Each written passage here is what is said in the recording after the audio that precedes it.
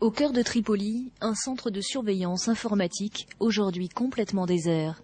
Les journalistes du Wall Street Journal ont pu y pénétrer cette semaine et, surprise, sont tombés sur des pièces compromettantes pour des entreprises occidentales travaillant avec le régime de Mouammar Kadhafi pour espionner ses opposants politiques. Sur les murs, par exemple, des posters, mais aussi des manuels en anglais, sur lesquels figure le logo de la société française Amesis. Peu avant d'être racheté par le groupe Bull en 2009, Amesis aurait contribué à équiper entièrement ce centre de surveillance des communications par Internet. Le fait que la société Bull ait fourni un certain nombre de systèmes d'Internet, de haute technologie dont s'est servi Kadhafi et son régime n'a absolument rien de surprenant.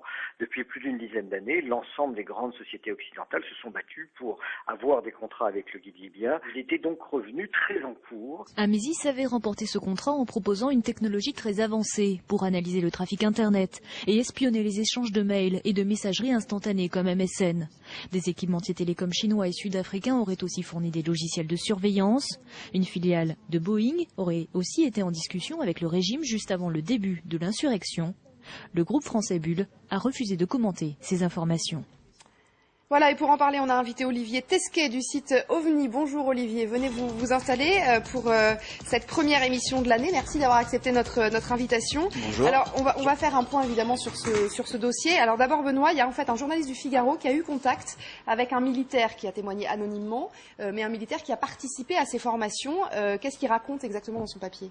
Le titre est assez clair et assez choc. Nous avons mis sur écoute 8 millions de Libyens. Il explique donc que le système a été mis en route en juillet 2008, donc ça commence quand même à dater. Et puis les cadres de Bull auraient facturé donc ce système de surveillance 10 millions d'euros et des militaires français donc pour aller assurer la formation des Libyens sur place. Il leur aurait montré quel site surveiller, comment analyser ensuite toutes ces données, parce qu'on imagine qu'ils se sont retrouvés avec des serveurs et des serveurs. Donc il y avait plusieurs domaines, plusieurs niveaux de tri.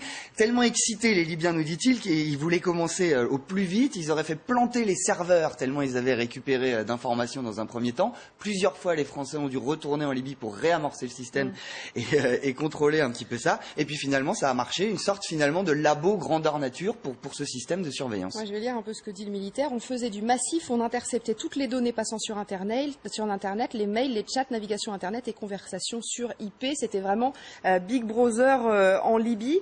Olivier, en plus la Libye a servi de laboratoire pour ce logiciel. C'est là-bas qu'il a été développé en fait. C'est-à-dire qu'en fait c'est une technologie qu'on appelle le Deep Packet Inspection. Donc c'est le DPI, en fait ça permet d'inspecter les paquets d'informations en profondeur. C'est-à-dire qu'au lieu de lire le simple intitulé d'un email par exemple, ce système-là va permettre d'accéder à tout le contenu qui va avec. Donc ça permet effectivement de faire de la surveillance à une échelle assez massive. C'est quelque chose qui intéresse beaucoup les ayants droit en France et ailleurs d'ailleurs, parce que ça permet éventuellement de tracer les gens qui piratent de la musique. Et dans le cadre de l'Adopi, c'est quelque chose qui est discuté, qui n'a pas encore été complètement tranché. Et on sait qu'en France, il y a des systèmes de ce type-là ou de type Eagle, des technologies d'Amesis, qui sont déployées aussi dans le cadre des écoutes légales, donc sur aval de la justice. Donc c'est un cas de figure un peu différent. Question un peu basique, mais quand on a un tel aspirateur à données, j'imagine qu'on se retrouve avec des serveurs pleins de données, à quoi ça sert? Ça doit être trop. Comment trier ensuite? Si on imagine les discussions de 8 millions de personnes, comment espionner à partir de ces données? Non, parce qu'après, vous cherchez des termes très précis. Une fois que vous avez le pack de données complet, vous cherchez ce qui vous intéresse là-dedans, vous identifiez des personnes extrêmement rapidement. Et je me souviens que dans l'article du Wall Street Journal, on avait des gens qui témoignaient, qui étaient tout à fait conscients qu'ils étaient surveillés, et tout à fait conscients que malgré le fait qu'ils soient un peu perdus dans la masse, même si les internautes libyens, ça représente pas non plus des dizaines de millions de personnes, ils avaient conscience qu'à un moment, le régime risquait de mettre la main sur eux parce que c'était une arme assez redoutable. C'est-à-dire qu'il y a une interception par mots-clés, il y a aussi un repérage des contenus, enfin il y a plusieurs niveaux d'interception en fait, c'est ça? C'est une technologie extrêmement avancée et la France est presque le leader mondial en la matière. On a toujours été très très bon en cryptographie. Et le DPI, c'est pas un hasard si c'est une entreprise française qui l'a vendu à la Libye. C'est qu'avec les États-Unis, le Royaume-Uni et Israël, fait partie on va dire les 4 gros pays qui sont exportateurs et qui développent ce type de technologies qui sont extrêmement affinées. Pour revenir sur cet article du Figaro, la phrase de conclusion est assez surprenante.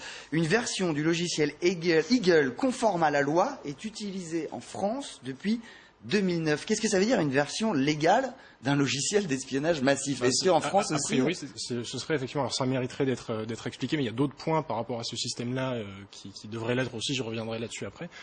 Mais a priori, dans un cadre légal, ça se fait dans un système d'écoute demandé par la justice, donc avec une autorisation écrite d'un juge qui la donne à un fournisseur d'accès pour qu'ensuite il lui fournisse des données spécifiques sur un échange en particulier. On ne peut pas faire de la récupération massive, sinon ce serait bien évidemment illégal. On n'a pas le droit de stocker toutes les conversations et tous les mails de tout le monde sans avoir... En fait, c'est sans aucune forme de procès. C'est ce qui se passait en Libye. Exactement. On ne prend pas les suspects, on prend tout le monde et ensuite on voit. C'est un cas de figure qu'on a retrouvé dans d'autres pays. C'est en Égypte, on a trouvé une entreprise américaine qui s'appelle Narus qui vendait le même type de techno. Il y avait Alcatel qui s'était fait poisser un peu en Birmanie. On avait le même genre de choses en Iran avec Nokia et Siemens. C'est quelque chose qui est extrêmement répandu dans les régimes autoritaires parce que c'est comme ça qu'ils contrôlent le net. Et ces technos-là sont fournis quasi systématiquement par des régimes occidentaux. En Chine également, il y a Cisco qui a vendu des systèmes qui sont pas toujours très nets, et notamment avec des backdoors de la NSA ou des choses comme ça pour aussi faire du renseignement derrière. Oui, mais on imagine que c'est quand même utile pour le ministère de la Défense. Après, on peut les utiliser peut-être bien différemment. évidemment, de toute façon, il y a deux types de produits qu'Amesis a vendus à la Libye. C'est qu'il y a un système qui s'appelle CryptoWall qui permet de contourner officiellement, c'est ce que dit la brochure en tout cas, de contourner le Echelon qui est le système de renseignement américain, mais en mettant ce qu'on appelle une petite courbe elliptique par-dessus, on peut capter du trafic. C'est comme ça que la France a pu aussi écouter ce qui se passait en Libye. C'est un échange de bons procédés quelque part. Et ensuite, il y a le deuxième aspect qui est Eagle, qui là est de la surveillance à l'échelle d'un État avec cette fameuse grosse boîte qui s'appelle Glint, qui permet de faire, là encore je cite la brochure, de la surveillance à l'échelle d'un État. D'autant que là, ce sont des États, dans les États totalitaires, comme vous le disiez tout à l'heure, sont des États qui ne sont pas très producteurs de contenu, en fait. Non, puis c'est surtout des réseaux qui sont extrêmement centralisés, c'est-à-dire qu'il suffit de mettre une boîte au point de sortie et on récupère l'intégralité du trafic. Alors que sur un maillage totalement décentralisé, c'est beaucoup plus difficile évidemment, il y a plein d'entrées, d'intercepter les conversations, d'intercepter ce qui se dit.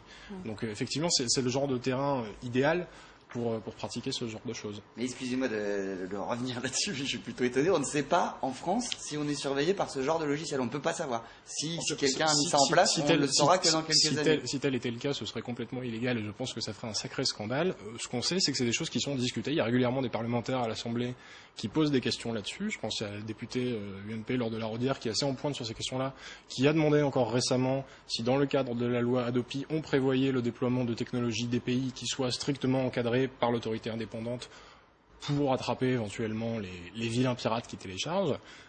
Mais aujourd'hui, c'est vrai que ça mérite clarification parce qu'il y a quelques semaines, dans un article du Figaro, on avait lu le même genre de choses avec Thales. C'est-à-dire qu'on évoquait le déploiement à relativement courte échéance d'une technologie de ce type-là conçue par Thales en France. Donc c'est vrai que c'est une question aujourd'hui qui non seulement doit se la poser pour l'exportation, parce que c'est encore une fois des choses qui sont soumises à réglementation en vertu de l'article 226.15 du Code pénal. Oula, c'est très précis. Savoir si ça passe devant des commissions SIEMS, qui sont des commissions de défense et interministérielles qui nécessitent l'aval du Premier ministre pour exportation. Tout ça, on a besoin de le savoir et Amesis s'est pas du tout exprimé là-dessus.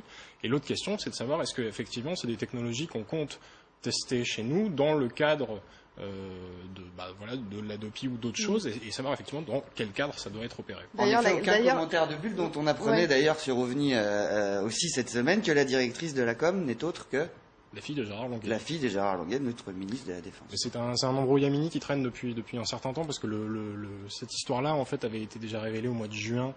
Il y avait un site qui s'appelle reflet.info où c'est une espèce de collaboration entre hackers et journalistes qui avait déjà identifié Amesis comme une entreprise pas très nette sur ces questions-là et sur OVNI. Dès le mois de juin aussi, on avait apporté des témoignages de gens qui nous disaient effectivement Amesis a bien vendu de la technologie de surveillance à la Libye et le Wall Street Journal est venu vérifier ces allégations. Vous disiez pas de communication de Bulle, pas de communication d'Amesis, sauf du syndicat, la section CFDT de l'entreprise Benoît qui a publié un communiqué sur le site. Ah oui, malaise un petit peu chez les employés. Ils nous assurent qu'ils ne savaient rien, qu'ils sont répartis par service sur différents sites qui ne se parlent pas, qu'il n'y a pas d'annuaire interne, qui ne peuvent pas se parler. Donc ils publient ce communiqué en effet. Est-ce vrai? Avons-nous travaillé directement ou indirectement pour le régime totalitaire de Kadhafi? Sommes-nous indirectement responsables des exactions perpétrées en Libye? Ce sont des questions que nous sommes malheureusement en droit de nous poser. Ce n'est pas le communiqué laconique de notre direction qui nous aide à y voir plus clair. Alors que répondre? Que nous produisons, nous ne savons que rarement qui sera le client finale. Comment nous blâmer? Est-ce qu'on blâme les physiciens parce que leurs travaux ont au final permis de créer des nouvelles armes? Blâme-t-on les salariés de ADS parce que l'Airbus du vol 447 s'est écrasé en mer? Et il termine en disant: de plus, la vente de matériel d'espionnage est soumise à autorisation gouvernementale. C'est donc notre gouvernement, démocratiquement élu et représentant du peuple, qui a décidé du bien fondé de cette vente. Donc il se déresponsabilise un petit peu de l'utilisation finale de ce qu'ils ont pu produire. Et il rappelait aussi dans un article au Monde.fr qu'à l'époque, Kadhafi était un ami de la France. Hein. On est en 2009, il vient d'être reçu en grande pompe. On est même en 2007 au début, au début de ces travaux-là, on est même en 2007. Et puis en 2009, il vient fêter les 40. En 2009, mais effectivement, la chute de Kadhafi est venue un peu bouleverser ces plans-là, parce que c'est probablement pour ces raisons-là que les informations sortent aujourd'hui. Et ce sont par ailleurs des contrats qui sont lucratifs. On parlait de 10 millions d'euros pour ce propre contrat-là, c'est ça? Oui, surtout qu'apparemment ce sont des contrats, si j'en crois les informations qui avaient été révélées par Mediapart, les accords qui ont été signés entre I2E, qui était l'ancien nom d'Amesis, avec la Libye en 2007, auraient été menés avec le concours de Ziad Takieddine, le fameux intermédiaire de la République dont on entend beaucoup parler en ce moment. Donc effectivement, on peut imaginer que c'est un marché assez juteux. Et la CNIL, là-dedans, elle dit quoi? Alors, la CNIL, c'est compliqué parce que sur une question externe comme ça, je suis pas sûr qu'il soit totalement habilité à s'exprimer. Par contre, sur l'utilisation en France, mais je pense que c'est un débat qui monte. Il y a le député PS de la Nièvre, Christian Paul, qui a posé une question écrite au gouvernement à ce sujet-là pour avoir précisément des explications sur le cas d'Amesis et de la Libye. Et ça me surprendrait pas du tout que dans les semaines à venir, on ait d'autres parlementaires qui s'emparent un peu de la question en disant bon, écoutez, cette question-là est quand même extrêmement sérieuse. Est-ce que demain, on compte déployer ce type de technologie en France? Et si oui, dans quel cadre? On les avait invités, la CNIL. Ils n'ont pas souhaité s'exprimer. Ouais. Est-ce qu'on peut imaginer que si on se projette dans quelques années, c'est des systèmes qui vont se perfectionner de plus en plus? On part vraiment vers ça, vers un web complètement surveillé. On ne pourra plus envoyer un mail ou un message sur Facebook sans... La difficulté, c'est qu'effectivement, c'est des technologies de pointe et il y a une rivalité, une espèce de course aux armements entre les différentes entreprises qui travaillent sur ces systèmes-là. Donc ça se perfectionne. Sont pas les seuls à faire ça se perfectionne de plus en plus et c'est pas les seuls. Il y a d'autres très grosses entreprises. Il y a Verint, qui est une entreprise israélienne, qui est aussi un espèce de leader mondial en la matière. Et surtout, on a voté tout un arsenal de lois sécuritaires, et on n'est pas les seuls, parce qu'il y a plein d'autres pays qui le font. On le fait aux États-Unis, ça se fait en Grande-Bretagne, et toutes ces lois sécuritaires doivent s'assortir dans l'esprit des gens qui les votent de systèmes qui permettent leur application. Or, les systèmes qui permettent leur application sont précisément de plus en plus restrictifs. Et donc, on se retrouve aujourd'hui avec des technologies de type DPI qui ne devraient jamais exister dans une démocratie, et qui sont adossés potentiellement à des lois qui ont été votées, des dispositifs ou des autorités telles que la DOPI, la LOPSI ou je ne sais quelle autre loi demain.